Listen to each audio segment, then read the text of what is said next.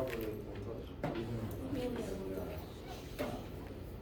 so like they would give me the ball and like they would give me like the worst balls ever.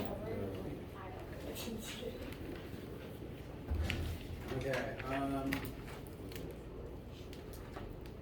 I have to go get my laptop charger out of my office. While I'm back, if you have any questions, formulate them and make sure to ask them.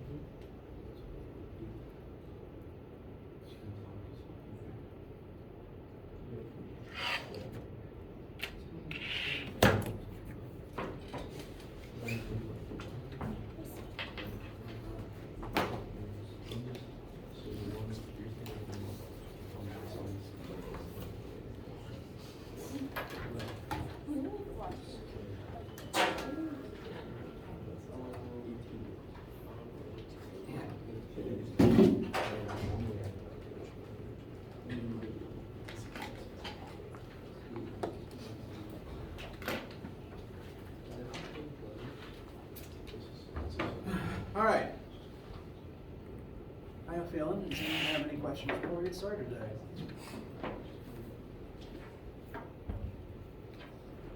Random thoughts? What should I title my next? For today, Yes. collisions and the conservation of momentum in collisions.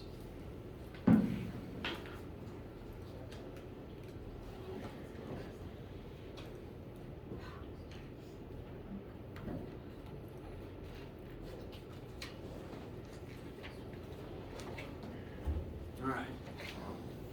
So on Monday, we went over the notion of momentum.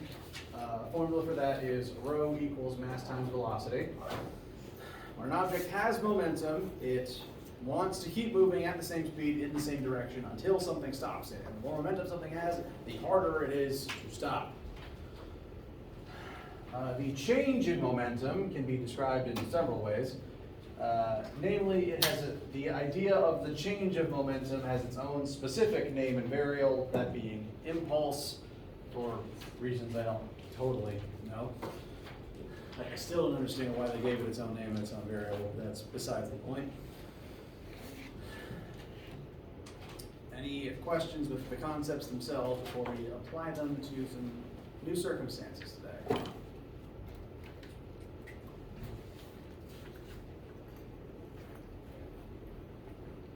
All right.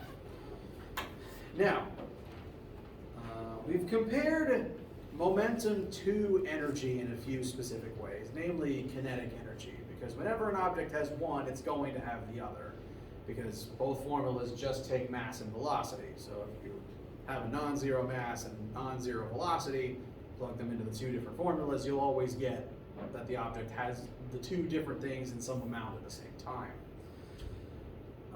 There's another way in which momentum and kinetic energy are similar, though, and it's that, like how energy cannot be destroyed, momentum also cannot be destroyed.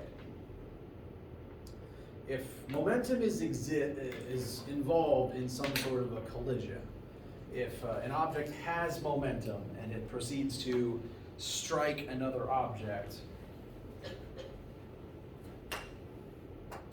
the momentum that was involved in that interaction does not vanish. It can't be destroyed.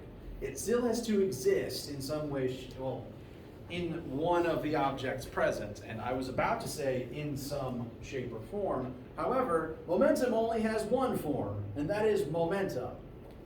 So even though momentum is conserved like energy is, energy can be conserved in a whole lot of different ways, because in an interaction, energy can transform between loads of different states before you're done with the process.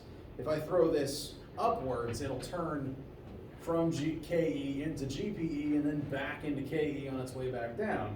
And it can occupy states in between as well. Like if you examine the energy part way up, you get some KE and some GPE. In a collision, friction can turn kinetic energy into heat. You can turn kinetic energy into electrical energy. There's lots of different ways energy is maintained, so total energy initial equals total amount of energy final can have lots of different forms on either side of that equation. Momentum is different in that it has only one form it can occupy, and that is momentum. It cannot turn into any other type of thing. It's always going to be the same formula, and the objects are always, the momentum always wants to keep the objects moving in the same direction, whereas again, energy doesn't care about direction. To kind of compare to an example we used last time, the baseball scenario.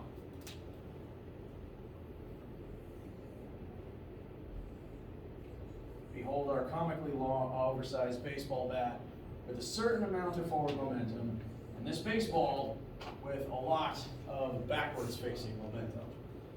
There is a certain total amount of momentum in this scenario, and that same total amount across both objects added together will remain in the system even after the impact.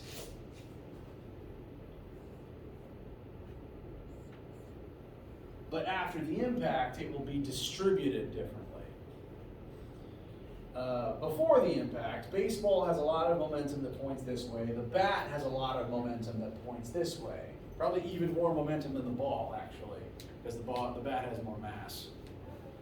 But after the impact, the bat is going to lose momentum because it has to give up some of its forward momentum to turn the ball around and to give it a bunch of forward momentum. It's the same total amount of momentum, but distributed differently. The bat has less, the ball has more. But it's still the same total amount. Hence, this formula, momentum initial, those are supposed to be lowercase, I apologize. Momentum initial equals momentum final. Specifically, total momentum initial equals total momentum final. All the momentum in a system before something happens, usually a collision, is the same as the total amount across all those same objects after the change occurs. Even if it doesn't always look like it does.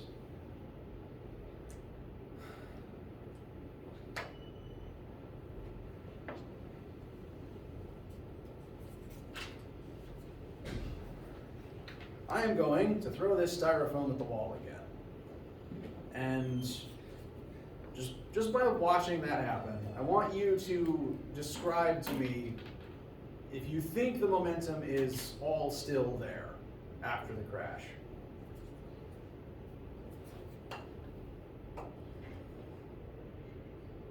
After the crash?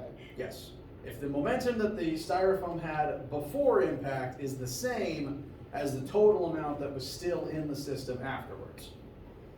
Well, it fell down. It did fall down. Did it bounce away at nearly the same speed? No. No. So does that make you think that the momentum had to have been destroyed somehow? Yeah. Reasonable assumption. However, I promise you, it technically was not. I will now demonstrate with an example. Math time.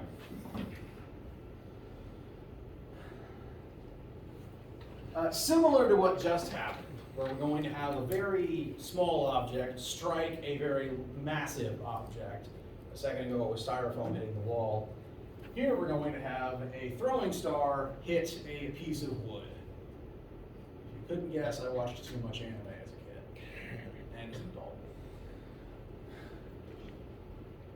100-gram throwing star is launched horizontally at a initial velocity of 25 meters per second. It is eventually going to strike a 16-kilogram piece of wood, which is initially stationary. I'm envisioning this as just being a small log that's sitting on a fence post, just target practice. And we're just chucking things at it to try to knock it down. And this example would work with arrows, BBs, any sort of a projectile that will embed itself in the wood. It doesn't have to be a throwing star necessarily. And everything that I read so far describes the initial state before the actual impact occurs. Initially, before impact, we have the star moving at 25 meters per second and the log, which is not moving. So before any further analysis, where's all the momentum before the impact? The star. It's in the star. Not a trick, I promise. The log isn't moving. It is not contributing any total momentum into the system. Now, that's the before state. All collisions always have a before state, which you compare to the after state. You always compare before the boom to after the boom.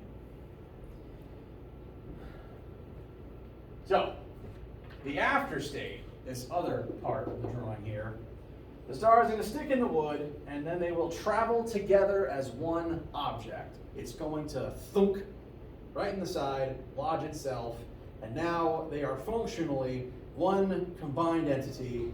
What do you think would happen if you throw a star or shoot an arrow at a log on a fence post? It's gonna fall. Fall over. Correct. Now, does it fall over at nearly the same speed as the star approached at? No. No. You would expect that the log may just tip over. And that would involve a much, much, much smaller final velocity than 25 meters per second. Just for sense of scale, most human adults walk at about 1 meter per second and run at about 3. So that's like 8 times faster than sprint speed for a lot of people. That's a pretty good throwing arm. So the star is going to have an okay amount of momentum, but on impact, it's going to have to share that momentum with the log. And since the log is a lot bigger, they combined are only just going to have enough speed to tip over. That sound consistent with how you'd expect reality to work based on your experience? All right, now we're going to prove it. We're going to calculate the final velocity of the log with the star embedded in it.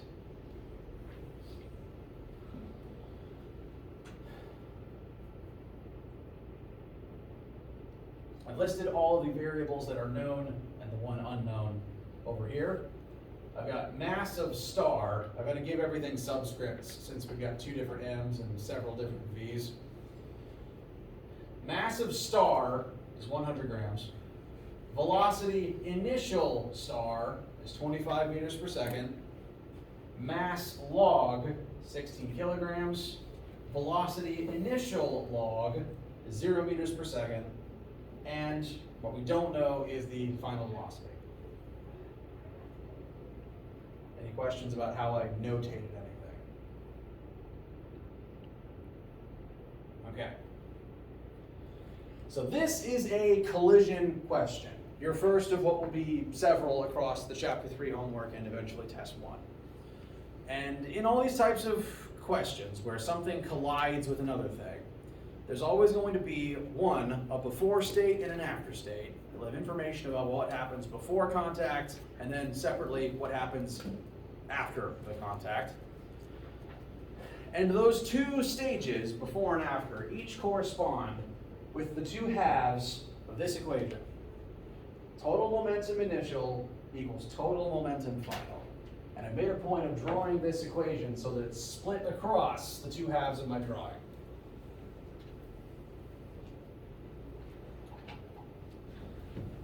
In order to figure out how fast the system is going to move afterwards, we have to glean as much information as we can about the momentum before the impact, which will inform how much momentum still exists after the impact.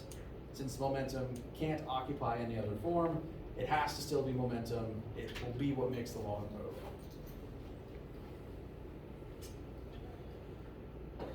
Now this is basically a new formula, and this is what I'd usually always recommend as your starting point for a collision type question. So there's been certain times where we would cover like a certain genre of questions, like projectile motion questions. You would analyze the x and y motion separately with Formula 3, for example. Force questions, you use Newton's second law to analyze all the forces on an object. Collision questions, this is usually your starting point. You want to compare the initial to final momentum. So that's what we're going to do now. Let's figure out how much momentum is in the system before impact. Now this sigma momentum initial, this is literally telling us to find the momentum of each separate object and add them together. Because that's what sigma anything means. It's the sum of all of those things, the sum of all of the initial momentums. So there's not really a formula for sigma momentum initial. It's just take all the separate initial momentums and add them. There's only two objects here, so there's only two things that even have initial momentum, so that's just going to be two different initial momentums to add together. Those will be the initial momentum of the star plus the initial momentum of the log. Those are the two things that exist in the scenario. Those are the two parts of the system that could possibly have some amount of momentum in them. The two things that could bring some amount of momentum into our system to then compare to the after state.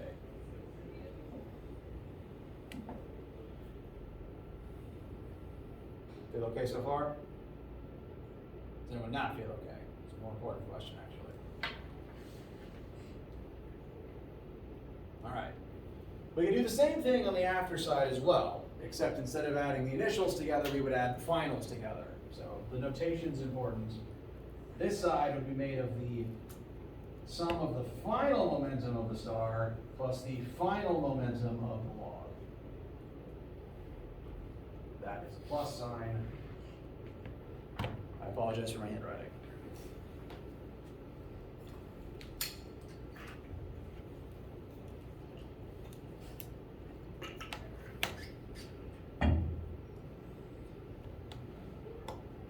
So we've determined that we're comparing the initial to final momentum of each object. Next step would be to plug in the momentum formula for each one. We don't know the momentum, but we do know the mass and velocity, so we can use this formula to help find the momentum for each of those spaces. So instead of momentum initial star, the next thing I'm going to write, substituting in mass and velocity in place of momentum, is going to be the mass of the star times the star's initial velocity. Because it's the star's initial velocity that informs its initial momentum. Its mass isn't changing. The star's going to have the same number of iron molecule atoms in it, excuse me. So the mass isn't going to change, but the velocity will. So to make sure we're looking at its initial momentum, we need to use its initial velocity, which is why I made sure to label everything separately. And similarly with the log's initial momentum will be made of its mass times its initial velocity.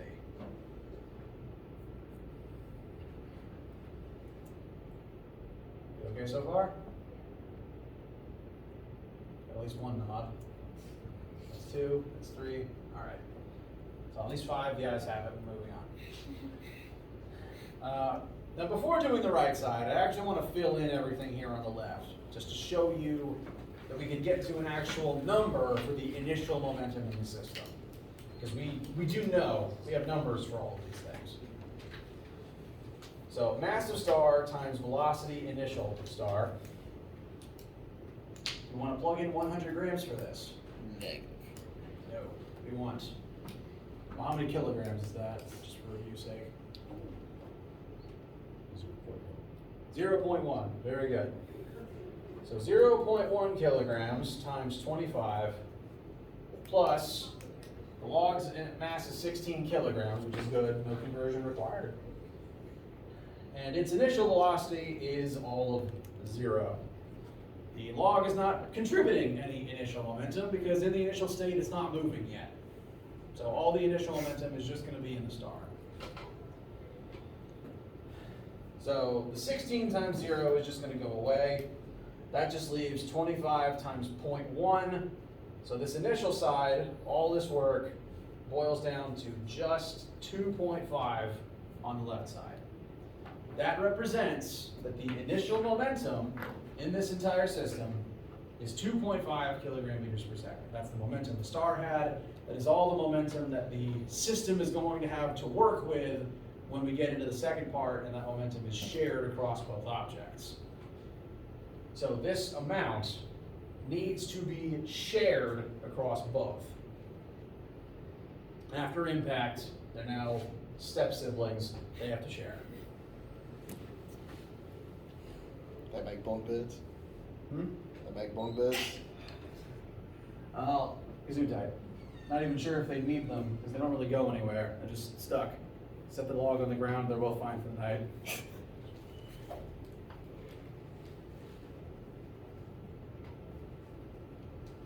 Now, as to whether or not they'll do karate in the garage, that one's guaranteed. Sleepwalking? Ooh, that'd be a problem. Purse in the fridge? Sleep throwing of shuriken. All right, so again, this is the initial total, and the final total will be the same thing. We've set the final equal to this side. So this is the initial momentum, which will also be the final momentum, since the total final is equal to the total initial. So these two objects, their separate momentums still need to add up to 2.5. I'm going to use that to our advantage to figure out that final velocity. Feel okay arriving at this number before moving on? Okay. So, we're going to fill in, we're going to plug in the momentum formula for these two like we did on the left side. But instead of using the initial velocities, we now need to use their final ones, because that is what informs their final momentums. So, momentum final star will be made of mass star, it's a new marker, it shouldn't be dead yet, times final velocity star. Well, I'm actually just going to leave this VF, you'll see why in a sec, plus mass log times the log's final velocity. What's interesting to note here, since the two objects are sticking together, they have the same final velocity, which is helpful.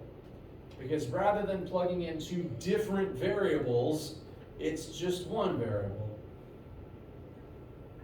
That just happens to be in two places at once, which will actually make our job easier. If we had to solve for two definitively different numbers here, that would exponentially make this harder. But they have the same mass too? Their masses are still unchanged. It's just now the masses are stuck together. So in a second, I'm going to kind of demonstrate how the masses get added together as one. Okay.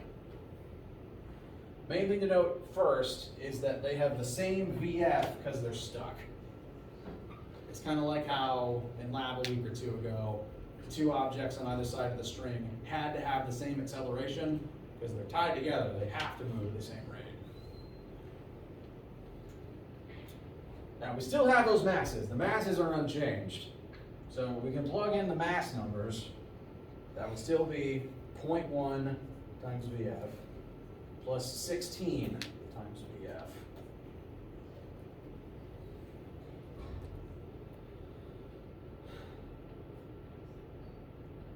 We still don't know what VF is, but that's the same VF again in two different places, which means we can use the distributive property to turn that into just one VF,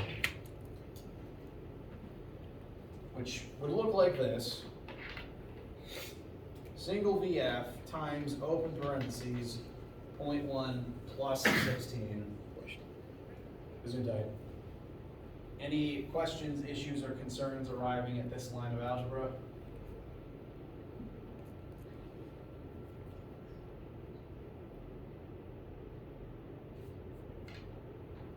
All right.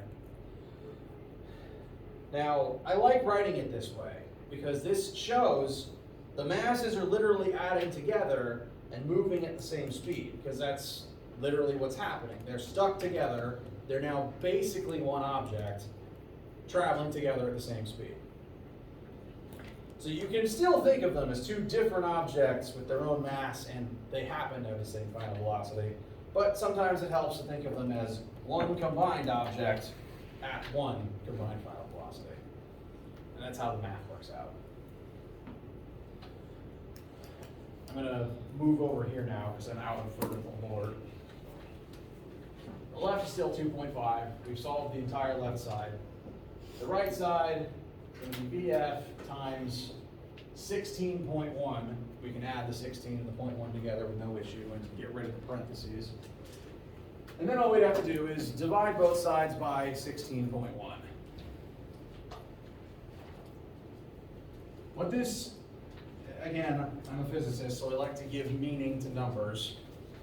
What this means is this initial momentum that was initially only in the shuriken now has to be spread across the entire shared mass of the log and the shuriken together at once. And we will find that when you shove this amount of momentum into an object that is 160 times bigger than the throwing star, you're going to be moving about 160 times slower. Work this through correctly, and your VF should be approximately 0.155 meters per second. Significantly slower than the star on its own. Just fast enough for the log to maybe tip over. Do we have to account gravity in this, or is it? No, we're just looking at horizontal for now. Okay. We'll just assume that that is enough to break friction and budge it just slightly forward so that it tips off the fence post. And that's the end of our concern for right now. Okay.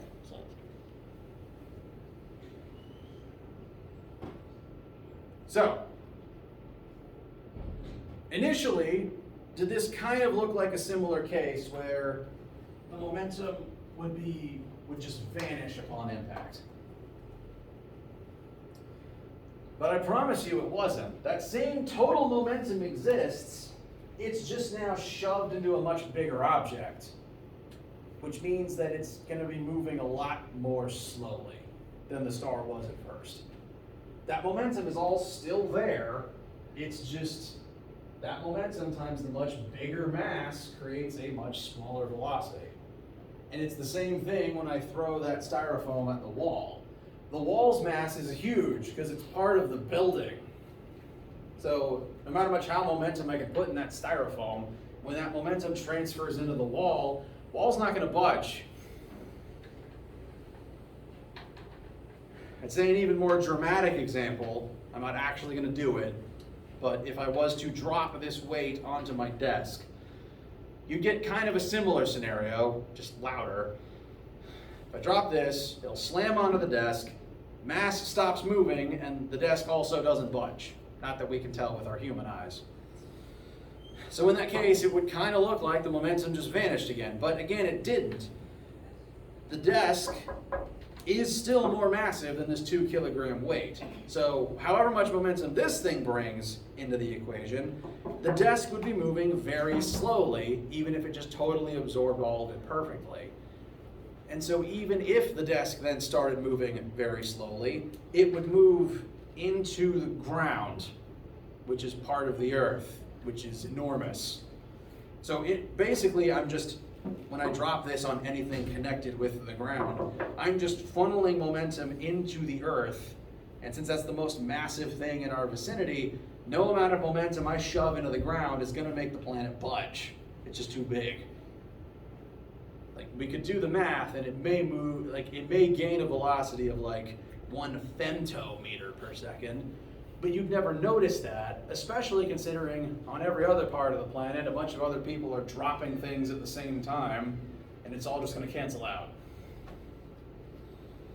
The momentum's still there, it still exists, it's just in a big object and it doesn't move anymore. It doesn't move in a way that you can sense with your human senses. Can you get it back out?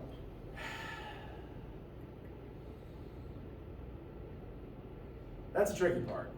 Because I mean, once it carries through, even if it does move the slightest bit that you can't even see, would it just be gone?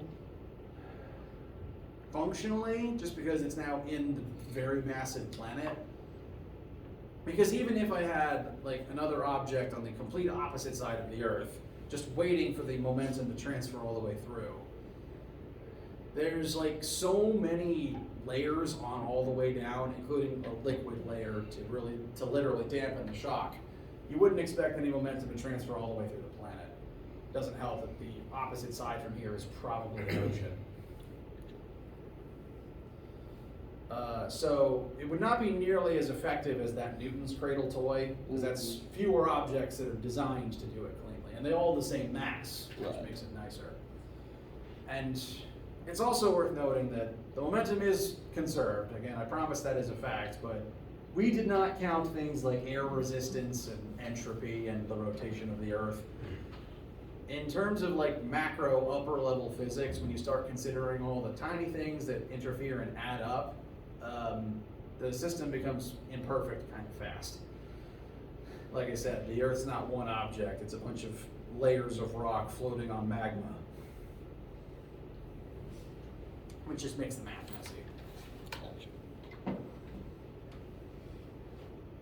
But it's still there, it's just harder to see.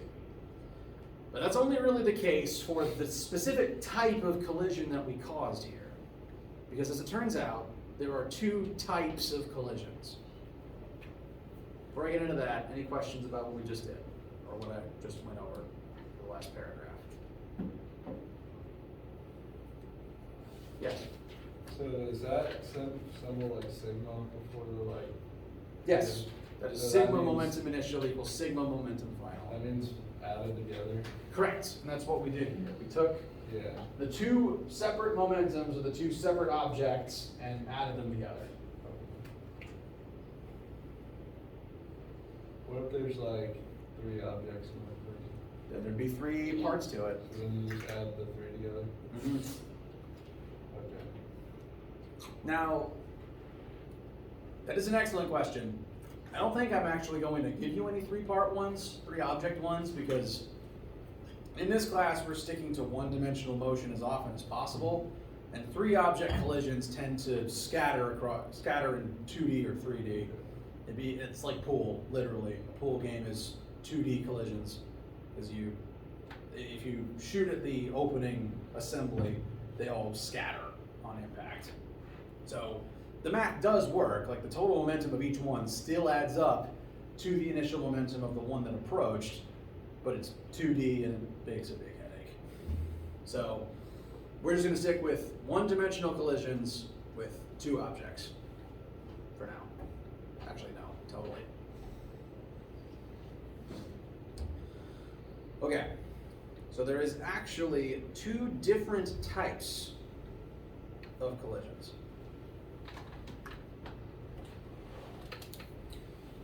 The type that we just did is called an inelastic collision, which is to say that the objects involved aren't elastic and they don't bounce off of each other. The shuriken does not bounce off of the wood, instead it embeds in the wood and deforms the wood to form a nice little home for its blade. Inelastic, nothing involved is able to store and then release kinetic energy again.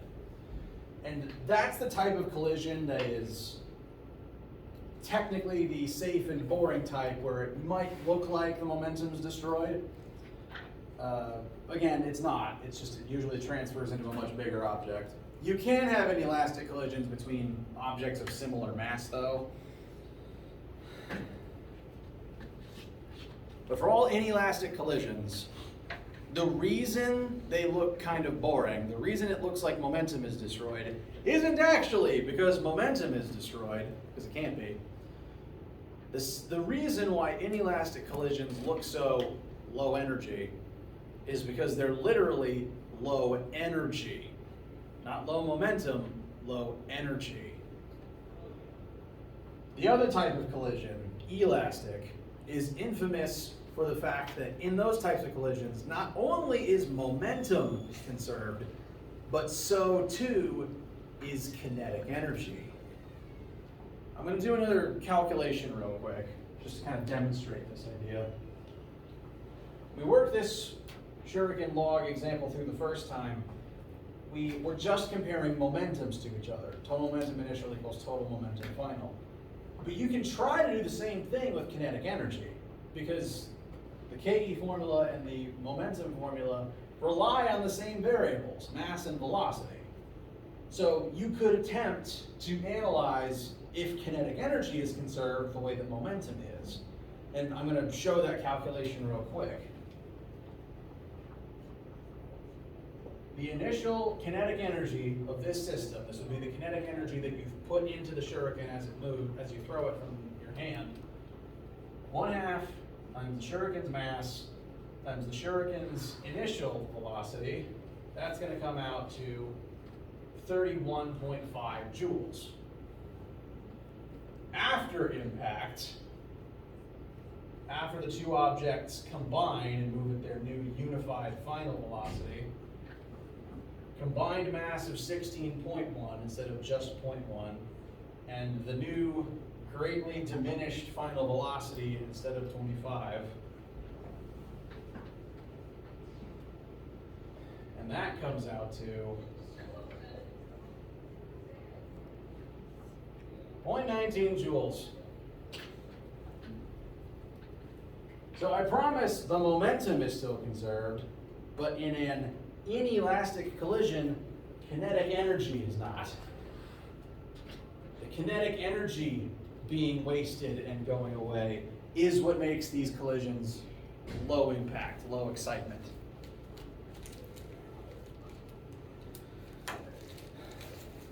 And you get this type of boring, low energy, inelastic collision when the objects colliding aren't elastic.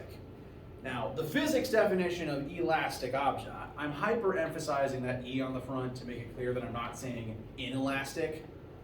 I have to make sure to enunciate the difference between an elastic collision versus inelastic collision. So that's why I'm saying it that way. I apologize if it sounds annoying.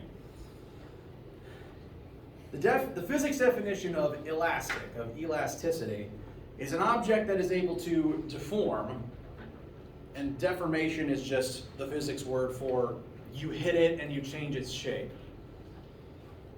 The spring inside this scale is able to deform and then under its own power go back to normal.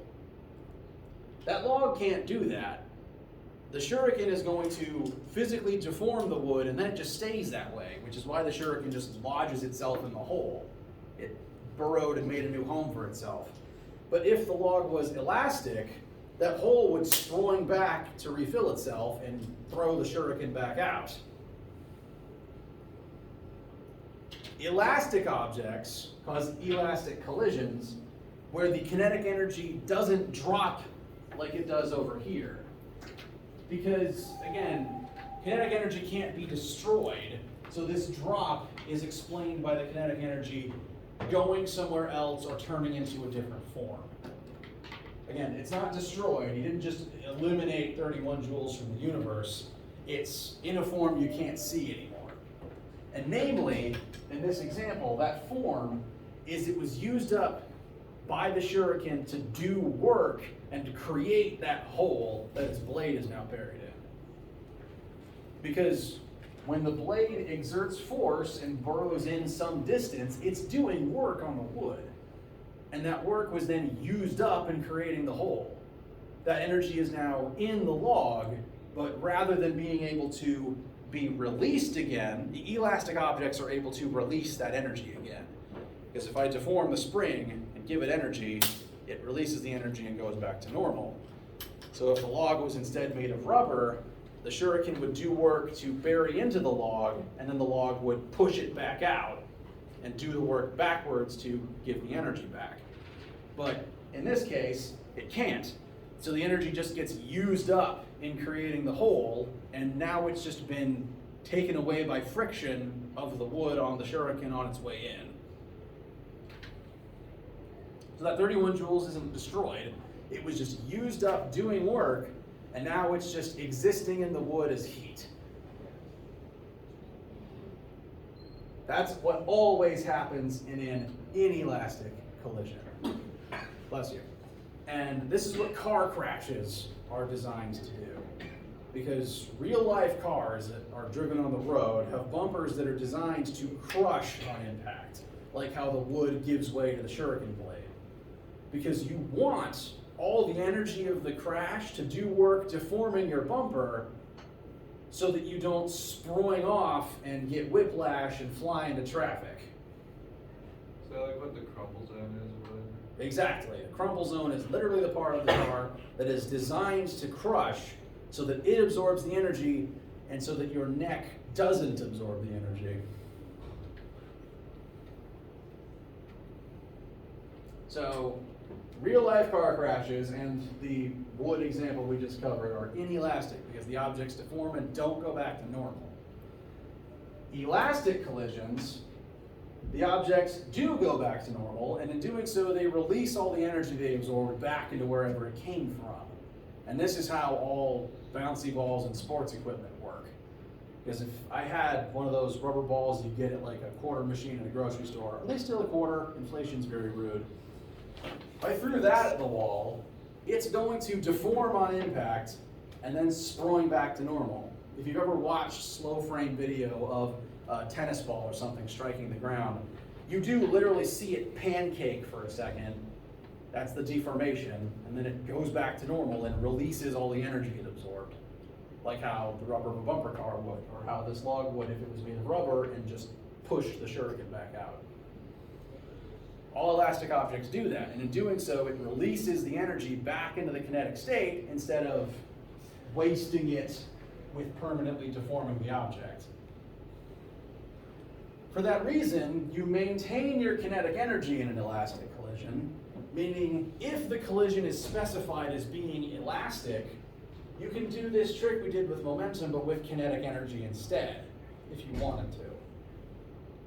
Here we did that, we just made note of the fact that only the momentum was conserved, but you could do this all the way through with the KE formulas instead if it's an elastic collision. Because if it was an elastic collision, this would still be 31.25. And the shuriken would have bounced off, likely at a similar speed that it approached at.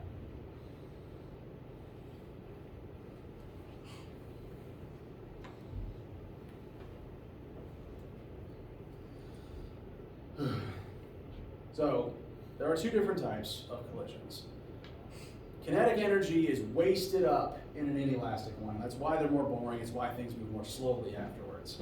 I mean, honestly, they can still look pretty intense because for like an extreme case of an inelastic collision is a car crash test, like where they put the dummy in the car and they remote control slam it into a wall at high speed. It's still pretty exciting to see it go from 60 to pancake in 0.2 seconds. That's inelastic. If it's elastic, the kinetic energy stays, things tend to bounce off from each other at higher speeds. Momentum is still conserved in that case, it's just kinetic energy is conserved alongside of it. And the kinetic energy doesn't actually care what direction you're throwing away in. Which again is why they tend to be more chaotic. Yes? So it's like a bouncy ball elastic? Exactly. That's like the spring, it's made out of elastic material that bends and then snaps back to normal. Same with rubber bands and basketballs and most things made of rubber. So like anytime something makes contact and like there's still kinetic energy after, like if there's a change in direction, kinetic energy would be elastic? Yes, because kinetic energy doesn't actually care about direction. It just cares that something keeps moving. And that's because no form of energy is a vector. It just, if it had energy, it wants to keep using it, it wants to keep moving. Momentum is the part that cares about direction. Momentum is going to try to keep carrying you in the same direction. But in the case of elastic collisions, again, sometimes you don't get that option. Sometimes you're just scrolling backwards. So, what this means for your work, and we're going to do an elastic example on Friday. I've got a couple of them prepped. What it means is when you're doing your homework, you should make sure to read if it says the collision is elastic or not. Because if it's inelastic, momentum is your only option for analyzing what happens in it, since kinetic energy isn't conserved. If it's elastic, you have options. But those options, and I'll show the options. Where is it? There we go. These options, the KE one and this extra formula at the bottom, which we'll look at next time, only exist elastically. So on Friday, we will practice an elastic one, and at the end of class, we will segue into our next topic, which is a discussion of how gravity works. Any questions for right now? All right. Do your work on the homework. Let me know if you need anything. Bring all your momentum notes to lab, and have a wonderful day.